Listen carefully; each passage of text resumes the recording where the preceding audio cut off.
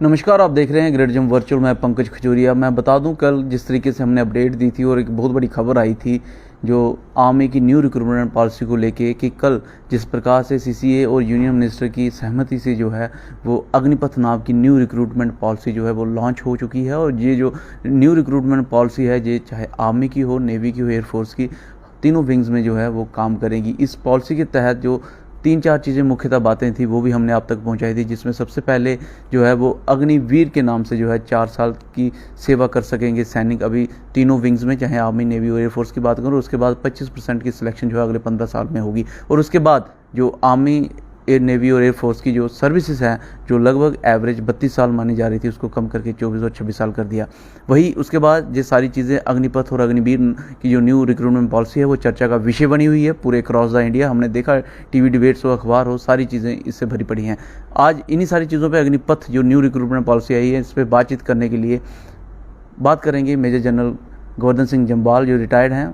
और इसके साथ साथ मैं बता दूं आपको कि ये महाराजा हरि सिंह जी की जो स्टेट फोर्सेस थी उनके जनरल हैं और जम्मू कश्मीर राइफल्स को जो है वो कमांड कर चुके हैं।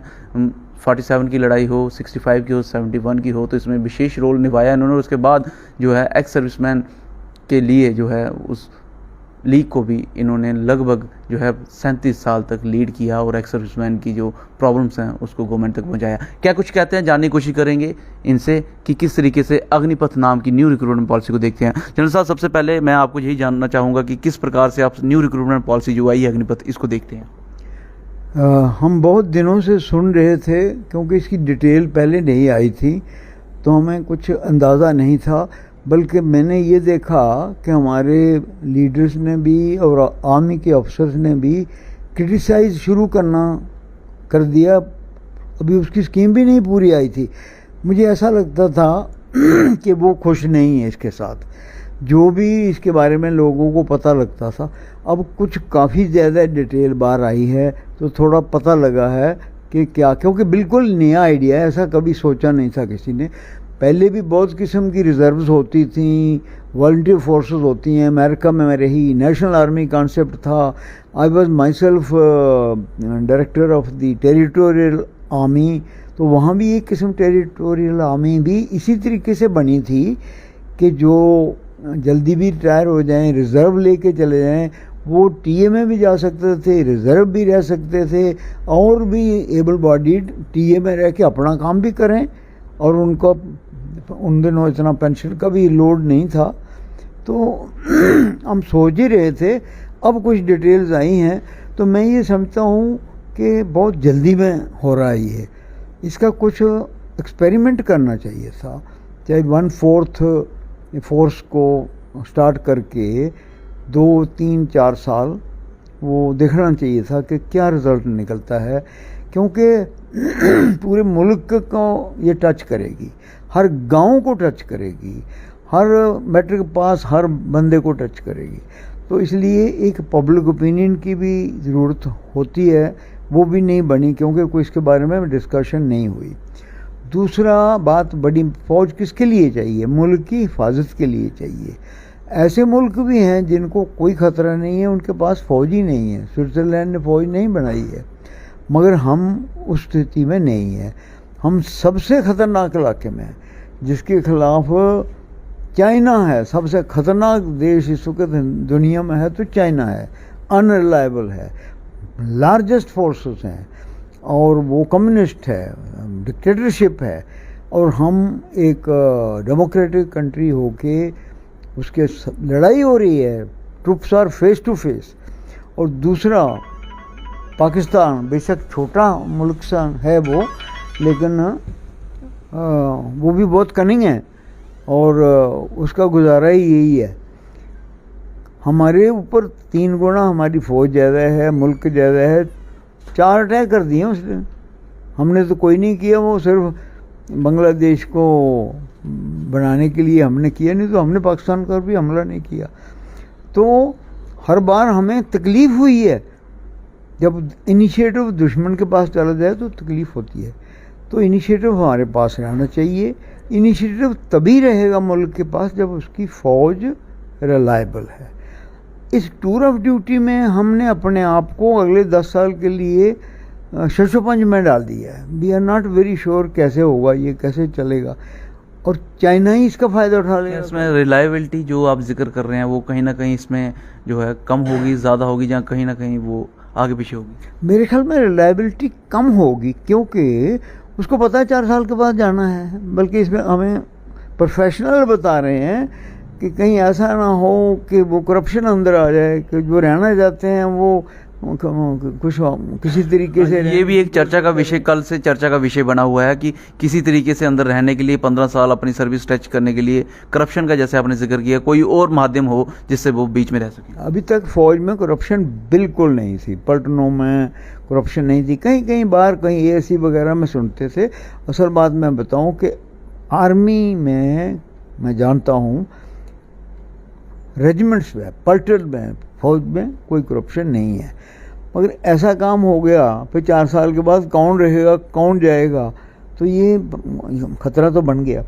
और दूसरा, अगर 4 साल के अंदर ही, जब 3 साल के बाद चाइना, या 2 साल के बाद फिर वही शुरू कर दे 2 साल पहले शुरू किया था उसने, तो गलवान वाला काम, तो क्या हम इस सिचुएशन में होंगे कि उसका मुकाबला कर सकें? और उसी वक्त अगर पाकिस्तान भी फ़ायदा उठाए, तो मेरे ख्याल में इस वक्त हम तैयार नहीं थे इस तरह का एक्सपेरिमेंट करने के लिए। इस समय हम तैयार नहीं थे इस तरह का एक्सपेरिमेंट करने में। इस तरीके की बातें जो है मेजर जनरल गोवर्धन सिंह जम्वाल, जिनको बहुत तजुर्बा है, जहां एक तरफ वो सेना में भी रहे, उसके बाद जो है वो एक्स सर्विसमैन के लिए काम किया, ऐसा कहते हुए। जनरल साहब, मैं नेशनल सिक्योरिटी पे भी बात करूंगा, लेकिन आपने कहा पब्लिक ओपिनियन को नहीं लिया गया। मैं बात करूं जनरल भाटिया की, उन्होंने सेम तरीके से कहा किसी प्रकार का पायलट सर्वे नहीं हुआ। मैं बात करूं बीपी मलिक की, तो उन्होंने सेम चीज़ को कहा कि बिना किसी जानकारी के, विचार विमर्श के, सारा डिसीजन लिया गया। तो पब्लिक ओपिनियन, पायलट सर्वे और विचार विमर्श कितना ज़रूरी था इस तरह का डिसीजन लेने के लिए? बहुत ज़रूरी था, क्योंकि ये बात चली ही नहीं कभी, हमने तो सीधा ही सुना। बल्कि ऐसा वो कवर अप सा लग रहा था कि हम सोच रहे थे क्या हो रहा है, क्यों रिक्रूटमेंट बंद है 3 साल से। लोग परेशान थे, बच्चे परेशान थे, हमारे पास आ रहे थे, इम्तिहान दिए हुए हैं। तो वो फौज जिनको, जो तैयार बैठे हैं बच्चे, आपने देखा होगा दिल्ली में एक रात को बच्चा दौड़ रहा है, अगर वो बच्चे डिमोरलाइज हो जाएंगे तो कौम डिमोरलाइज हो गई। हम एक डिमोरलाइज्ड कौम नहीं चाहते हैं। इस वक्त हमारी कौम का मोराल बहुत ऊपर है, और प्रोफेशनल आर्मी की वजह से है। कल अगर उसको ही पता नहीं होगा, भर्ती नहीं होगा, उसमें भी कंपटीशन हो जाएगा, 4 साल के बाद वो निकल जाएगा, तो उसमें डिमोरलाइजेशन भी होगी, और मेरे ख्याल में वो स्टैंडर्ड भी नहीं रहेंगे। आप प्रोफेशनलिज्म की बात कर रहे हैं, आपको लगता है इसके द्वारा जो प्रोफेशनलिज्म है, अग्निपथ जो नई स्कीम आई है, इससे प्रोफेशनलिज्म में कहीं ना कहीं फ़र्क पड़ेगा, मिलिटराइजेशन में? सर्टनली पड़ेगा, क्योंकि 4 साल और 15 साल कहाँ, 4 गुना ज़्यादा होते हैं। और आदमी मैच्योर ही 4-5 साल के बाद होता है। जब लांस लायक बढ़ता है, फिर उसको रिस्पॉन्सिबिलिटी आती है, फिर उसको पता लगता है हमने कमांड किया है ट्रुप्स को। वो जब तक लाश नहीं कि बढ़ना, वो जानबूझ के भी गलती करता है, छेड़ता है अपने जान। जब एक फीती लगती है उसको लाश नहीं, फिर वो तो बड़ा जिम्मेवारी का एहसास होता है, और वो तो बनना ही नहीं किसी ने भी। वो एक बनाएंगे, बाद में देखा जाएगा, लेकिन उसको उम्मीद नहीं है। बहुत कम लोगों को उम्मीद है कि बनेगा, किस तरह से बनेगा। तो प्रोफेशनलिज्म में ज़रूर फ़र्क आएगा। नंबर 2, जो हम बच्चों को सिलेक्ट करते थे, उनको स्पेशल कौन से कार्डर के लिए, कौन से वेपन के लिए हम रखते थे कि ये मर्डर के लिए इसका वजन अच्छा है, बॉडी अच्छी है, भारा है, ये एमएमजी के लिए जाएगा। उसकी से वो 4 साल के बाद पता नहीं उसने चले जाना, उसको किसी एक जगह को देखे, वो बाकी वेपन के लिए फिट होगा नहीं होगा। वो मेरे ख्याल में प्रोफेशनलिज्म कुछ और चीज़ है, वो एक कंटिन्यूस अफेयर है। वो फ़र्क तो ज़रूर पड़ेगा प्रोफेशनलिज्म नहीं होने से। पर मैं कहता हूँ, I don't say कि throw out the scheme totally, but reduce it to 1/4. Carry it out only 1/4 in the next 10 years, and then see the next. After all, it takes time. 70 साल हो गए हमने कुछ नहीं किया, वही फौज है 70 साल से। जब से हम आज़ाद हुए हैं, कोई कॉन्सेप्ट में चेंज तो नहीं आई हम अभी तक, वही कॉन्सेप्ट चल रहा है। तो अगर हमने करना है तो अभी यकदम क्यों इतना, let us take step by step. 1/4 करें हम 25%, देखें अगले 10 साल में। गवर्नमेंट का कहना है कि इस डिसीजन से, अग्निपथ के डिसीजन से जो है वो प्रोफेशनलिज्म जो है वो अपग्रेड होगा, क्योंकि सारे के सारे टेक्नोलॉजी फ्रेंडली जो ट्रूप्स होंगे उन्हीं को रिटेन किया जाएगा 25% के तहत, और जो टेक्नोलॉजी फ्रेंडली कम होंगे उनको शायद वो रिटेन ना कर सकें। इस पे क्या कहेंगे? ये तो खैर वक्त बताएगा। आमतौर पर अब ये है कि हमारे बच्चे अच्छे पढ़ के भी आ रहे हैं, और कई तो मैट्रिक से भी अच्छे पढ़ के और कई टेक्निकल कोर्स करके भी आ रहे हैं। तो मैं समझता हूँ कि हमारे, जब हम फौज में थे, मुझे तो 36 साल हो गए रिटायर हुए, उसके मुकाबले में आज अब हमारे ट्रूप्स ज़्यादा पढ़े लिखे भी हैं, टेक्निकल माइंडेड भी हैं। तो कोई इतना मुश्किल नहीं होना चाहिए था कि कोई नए वेपन सब देने के लिए। हम अभी भी 95 ईयर में भी मैं भी कोशिश कर रहा हूँ कि चाहे वो इंफो टेक्नोलॉजी की चीज़ें हैं, मैं सीख रहा हूँ, मैं अभी भी सीख रहा हूँ, तो वो सीखते रहते हैं। तो मेरा ख्याल में कोई ऐसी बड़ी बात नहीं है कि वो सीख नहीं सकते। कोई बड़ी स्पेशलाइजेशन की भी ज़रूरत तो होती है, पर मेरे ख्याल में इतनी नहीं है कि बहुत ही स्पेशलाइज चाहिए। 1/4 वो सेलेक्ट करके वही रखेंगे, फिर उनको लांस नायक बनाएंगे, तो वो NCO बनाएंगे। कोई ये इतना, मेरा समझता हूँ इतना ज़रूरी नहीं था। वो आजकल लोग काफ़ी पढ़े लिखे हुए हैं, कई तो ग्रेजुएट आ रहे हैं जवान, तो कोई इतनी डिफ़िकल्टी नहीं होनी चाहिए। एक और चीज़ इसमें सामने है, ये पहले हमने देखा डिस्ट्रिक्ट वाइज सिलेक्शंस हुआ करती थी, रैलीज जो है डिस्ट्रिक्ट वाइज हुई करती थी, पलटन वाइज जो है उसमें से ये आया करता था कि फलां पलटन में जो है इतनी वैकेंसीज है। लेकिन अभी इसमें आ गया कि सिलेक्शन जो होगी वो ऑल इंडिया मेरिट बेस पे होगी, और उसके दौरान ही जो है सिलेक्शन की जाएगी अलग अलग रेजिमेंट्स की। इसमें जो ट्रेडिशनल रेजिमेंट है क्या उसमें भी फ़र्क पड़ेगा, और जो district wise zonal wise recruitment होती थी वो बेटर थी कि ये बेटर है? मैं कहता हूँ कि हमने ट्रेडिशनल टच रखना चाहिए, क्योंकि हमारी आज तक आर्मी जो है उसको ये होता था जवान को कि मेरा फादर भी इसी रेजिमेंट पे था और मेरा चाचा भी इसी रेजिमेंट में था। कोई मैंने ऐसा काम नहीं करूं जिस पर मेरे पे दाग लगे, या मुझे कोई कहे कि देखो तेरे बाप की तरह तू गलती करता है, तू ठीक काम नहीं करता है, डिसिप्लिन ठीक नहीं है। तो ये ट्रेडिशनलिज्म रखना चाहिए, ये हमारी बहुत बड़ी स्ट्रेंथ है। इसका अंदाज़ा नहीं लगाया जा सकता, नए लोग अंदाज़ा नहीं लगा सकते। ये टेक्निकल बात नहीं है, कंप्यूटर वाली बात नहीं है, ये एक एहसास की बात है, समझ की बात है। तो मैं एज एन ओल्ड सोल्जर ये कहूँगा कि ट्रेडिशनलिज्म और ये जो ट्रेडिशनल हमारा सिस्टम थे उसको रखना चाहिए।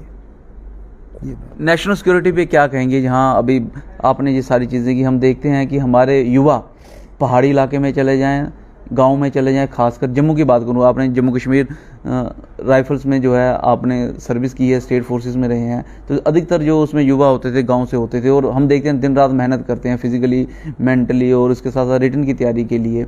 तो ये एक सेटबैक तो कहीं ना कहीं दिख ही रहा है उनके लिए, जहाँ सिर्फ वो मात्र 4 साल के लिए जाएंगे। तो इससे नेशनल सिक्योरिटी को किस प्रकार से इफेक्टेड होंगे, क्योंकि ये जो प्रेस वार्ता है कल की गई और सबके सामने की गई, और ये बताया गया कि अभी जो रिडक्शन है वो आर्मी के अंदर वो भी शुरू हो गई है। मैं कहता हूँ कि सिक्योरिटी पॉइंट से ये बड़ा ख़तरनाक है। अगर 1/4 आप निकाल देंगे तो अभी बॉर्डर स्टेट्स को देखो, 1/4 वो सिविल मार्केट में चले जाएंगे। अभी अगर ISI वाले या चाइना वाले भी वो सोचें कि एक आर्डर ट्रेंड है, हम इनको ही अपने साथ बना लें, चाहे वो जो भी काम करना है, चाहे सबटाज करने हैं, वो करने हैं, तो एक दुश्मन को ट्रेंड आदमी भी मिल जाएंगे। और बहुत बड़ी स्ट्रेंथ है, 1/4 every year probably they'll come out and they'll be available on the borders even in the interior। ये जो चाइना को भी मिल जाएगा और पाकिस्तान तो एक्सप्लॉइट करेगा। तो it's very dangerous, very dangerous.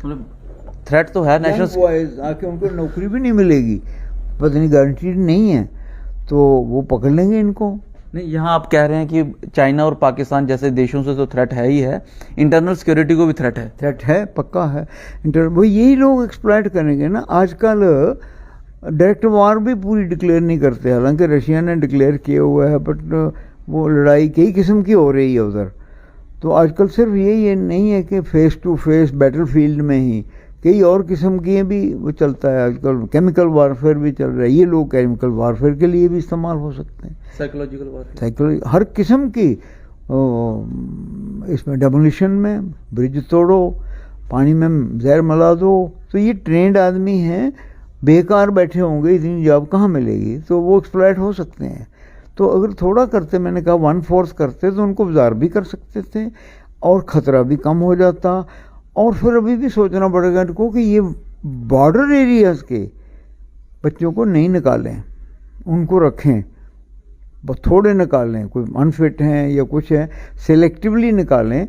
पर ये 1/4 अगर राजस्थान के भी, गुजरात के भी, जम्मू के भी, पंजाब के भी, कश्मीर के भी, लद्दाख के भी निकाल दो, तो वो बैठे हुए हैं, आके एक्सप्लॉइट कर लेंगे इनको।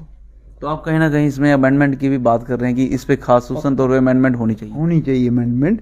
कि वही मैंने कहा, अगर 1/4 का ट्रायल करें तो उसमें पता भी लग जाएगा, और ये क्या एक्सप्लॉइट होते हैं, कितने होते हैं, और क्या हम इनको एडजस्ट कर पाते हैं। पुलिस फोर्सेस को रिजेंटमेंट तो नहीं है, दूसरी जगह जहाँ जाएंगे एडजस्ट हो जाएंगे।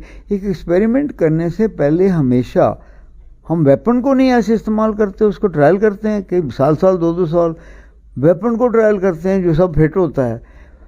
कोई भी मशीनरी को ट्रायल करते हैं, ये ह्यूमन बींग्स को निकाल दिया बाहर 4 साल। तो मैं सोचता हूँ इसको आस्ता से लगाएं और ट्रायल करके लगाएं।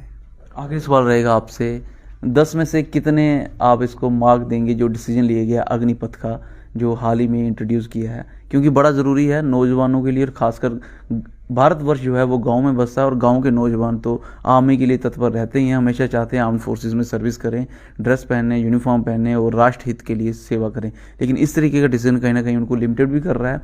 तो आप कितना इसमें मार्क करेंगे 10 में से? मैं समझता हूँ कि ये मिडिल लेवल में ही है, बॉर्डर लाइन पर ही आएगा। 4-5 से ज़्यादा नहीं दूंगा मैं मार्क्स, क्योंकि आई एम नॉट कॉन्फिडेंट होने से मैं 8-9 मार्क्स दे सकता था। फेलियर तो नहीं कहूँगा मैं, क्योंकि अभी ट्राई नहीं किया, मैं भी नहीं कह सकता कि ये फेलियर है। लेकिन मैं ये कह सकता हूँ कि ये बड़ी जल्दी में, हरी में लगा दिया है और डिस्कशन नहीं हुई इसकी। पुराने हम लोगों से, पुराने रिटायर्ड हुए हैं लोग, जनरल हैं, चीफ्स हैं, मेरे ख्याल में कोई ऐसी मैंने नहीं सुना कि उनसे कोई डिस्कशंस हुई हैं या ट्रायल हुए। ये कहाँ बना ये प्लान, पता नहीं कहाँ से आया ये। ऐसे लगता है जैसे कोई फार्मूला साबुन बनाने का है, कहीं बाहर से आया और साबुन बनाना शुरू कर दिया। तो ठीक है, साबुन बना तो ठीक, बिकेगा नहीं तो नहीं। पर ये तो सिक्योरिटी का सवाल है, मुल्क का सिक्योरिटी का सवाल है। गलत रास्ते पर पड़ गए हम तो वक्त लगेगा, तब तक चाइना और पाकिस्तान अपना काम कर जाएगा। बड़ी मुश्किल से तो हम छुटकारा डाला है वो मुगलों से और अब अंग्रेज़ों से। अभी हमारी, मैं समझता हूँ कि अभी 10-20 साल, हमें 15 साल अच्छी हुकूमत के साथ अपनी अच्छी फ़ौज, मजबूत फ़ौज चाहिए है। आप देख रहे हैं मुल्क में क्या हो रहा है, हर जगह कहीं ना कहीं फसाद बना देते हैं। और ये कब पुलिस से नहीं काबू होंगे तो आर्मी को करना पड़ेगा। और आर्मी भी अगर डाउटफुल हो गई, 4-4 साल बाद नए आ गए बच्चे, वो नहीं। ये अभी प्रोफेशनल आर्मी थी, बड़ी साउंड थी, वो बड़ी ऑनेस्ट थी और बड़ी ट्रेंड थी और रिलायबल थी। ये मुझे शक है कि ये टूर ऑफ ड्यूटी 1/4 आर्मी जाने से, और वो जाने वाले सब बॉटम से हैं, जवान हैं, पूरे के पूरे 25% जवान हर साल चले जाएंगे। 75 नहीं परसेंट, 75% हर साल नहीं, इस तरह ऊपर बाकी निकाल के, दैट फिर भी बहुत ज़्यादा है, बहुत ज़्यादा है। धन्यवाद जनरल साहब, हमसे बातचीत करने के लिए और बेशकीमती जानकारी देने के लिए। Thank you. ये थे मेजर जनरल गोवर्धन सिंह जम्वाल, जिन्होंने साफ तौर पे ये तो कहा है कि ये जो अभी अग्निपथ डिसीजन आया है इसको ये 10 में से 4 से 5 नंबर देते हैं। वहीं उन्होंने कहा कि इसके ऊपर किसी प्रकार की कोई भी जो है अभी तक सर्वे नहीं किया गया, डिबेट नहीं की गई, इसकी चर्चा नहीं की गई। जो वेटरन्स हैं, जो रिटायर्ड आर्मी पर्सन्स हैं, सो दैट कि इनके ऊपर बातचीत हो और क्या रिलायबल हो वो हो। और जिस प्रकार से अग्निपथ का भी डिसीजन लिया गया है, यहाँ एक तरफ आर्मी की रिलायबिलिटी पे फ़र्क पड़ेगा, उसके साथ साथ मोटिवेशन, जो जवान का मोटिवेशन है उसके फ़र्क पड़ेगा, और प्रोफेशनलिज्म पे भी कहीं ना कहीं फ़र्क पड़ेगा। एक बहुत बड़ी बात इन्होंने कही कि जब ये 4 साल की सर्विस करके वापस सिविल में आएंगे तो कहीं ना कहीं ये पोटेंशियल इंटरनल थ्रेट के लिए भी बन जाएंगे, और दुश्मन ताकतें जो हैं शायद इनको अपने ग्रिप में करने की कोशिश कर सकते हैं। ये सारी जानकारी थी जो आप तक पहुंचाने की कोशिश की मेजर जनरल गोवर्धन सिंह जम्वाल, जिनको काफ़ी ज़्यादा तजुर्बा है। और जैसे मैंने पहले भी बताया आपको कि इन्होंने 47, 65, 71 ये सारी जंगें लड़ी हैं और उसके बाद जो एक्स सर्विसमैन के लिए काम किया है, तो इनकी राय भी जानना काफ़ी महत्वपूर्ण थी, और वो सारी जानकारी हमने आप तक पहुंचाई। आपको कैसी लगी हमें कमेंट सेक्शन में कमेंट करके ज़रूर बताइए, और ये भी ज़रूर बताइए कि अग्निपथ जो नई स्कीम लॉन्च हुई है आप क्या राय रखते हैं, सो दैट कि हम भी उसके ऊपर चर्चा कर सकें। इस वीडियो को लाइक और शेयर करना ना भूलें। अगली अपडेट के लिए जुड़ रहेंगे वर्चुअल के साथ, कैमरामैन काका के साथ मैं पंकज खजूरिया। जय हिंद।